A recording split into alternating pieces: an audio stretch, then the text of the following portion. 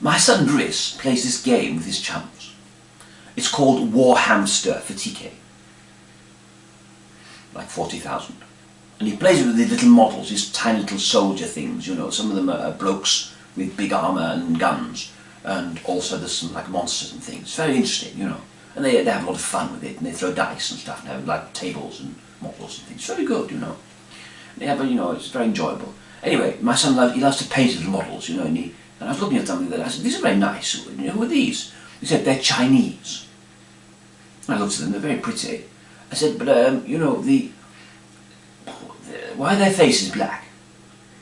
They're like from darkest Africa, you know, these are, Chinese people don't have black faces. He said, no, I haven't got any flesh paint, you see, for them. I haven't got the right colour.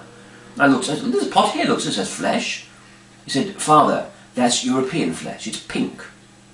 Chinese people aren't pink, are they? I said, oh no, I see what you mean. Oh, no. Then he said to me, you're going to this town later, aren't you? I said, yes, I am. He said, could you do me a favour? Could you pop into the games workhouse and get some paint for these Chinese soldiers, for their faces? I said, oh, go on then, yes, I'll do that, fine. So yes, I went to town and did my, you know, jobs and stuff. And on the way back to the car, I went into the games workhouse, you see.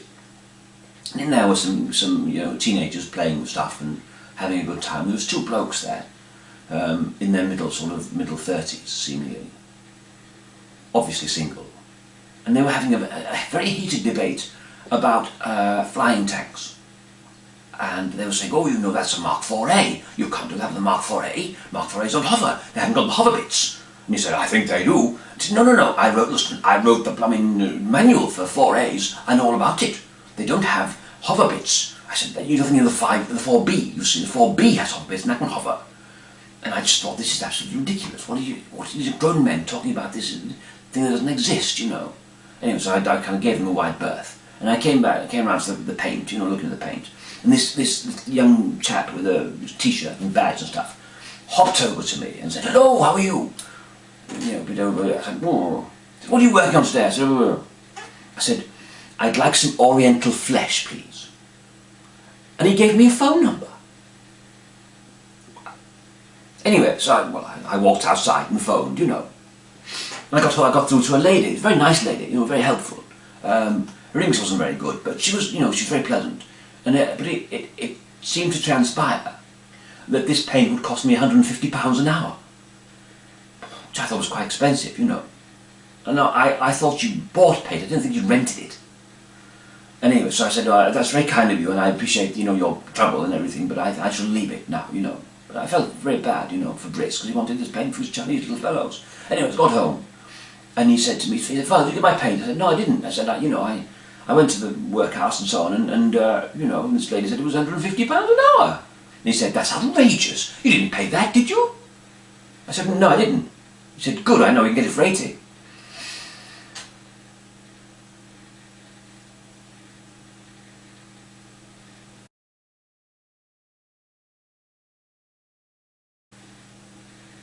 I was talking to my son the other day, and you know, he plays this game, this War Hamster 40k. But I call it War Hamster, you see, and he calls it a 40k. And I said, why don't you call it War Hamster? That seems to me to be more, you know, reasonable. And he said, no, Father. He said, no, this is a modern thing, for the modern generation, you see. I said, all right, okay. He said, look, you know, he said, us people in the modern generation, we take the second part of the word to make it smaller, to shorten it, you see. Whereas you people,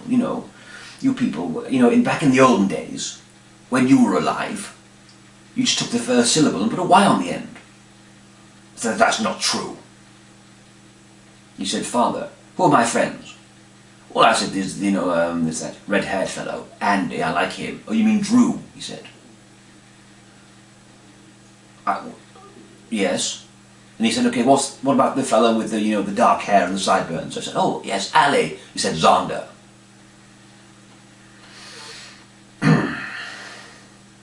So I felt he had a point, really, you know, he was right, actually. So I thought, well, you know what, I'll try it. I'll try to, you know, I'll give it a go and be modern and down with the kids, you see. So anyway, so it was lunchtime and Barbara was in the house, my wife, she's a psychiatrist.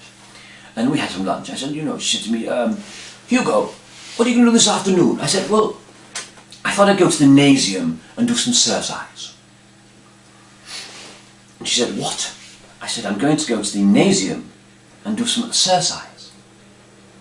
She said, what are you on about, Hugo? Honestly, I can't understand a word you're saying.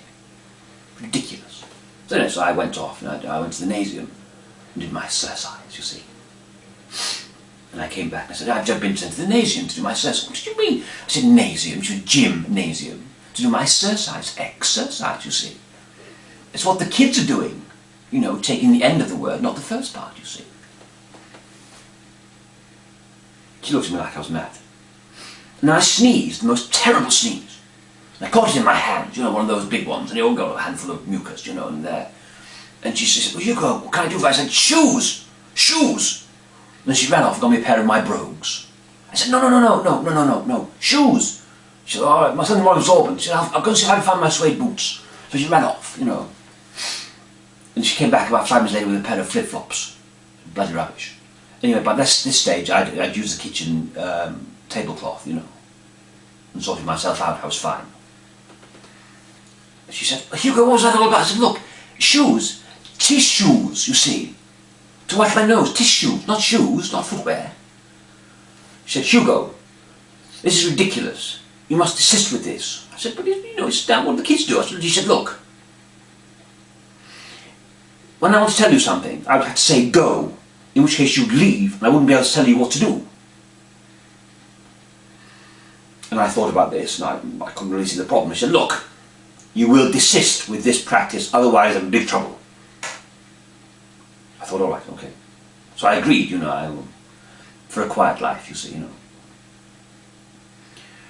And a bit later on she said, Hugo, are you, you know, how did the MOT go this morning with the car? I said, oh, it's very bad. No, they need a part, you see.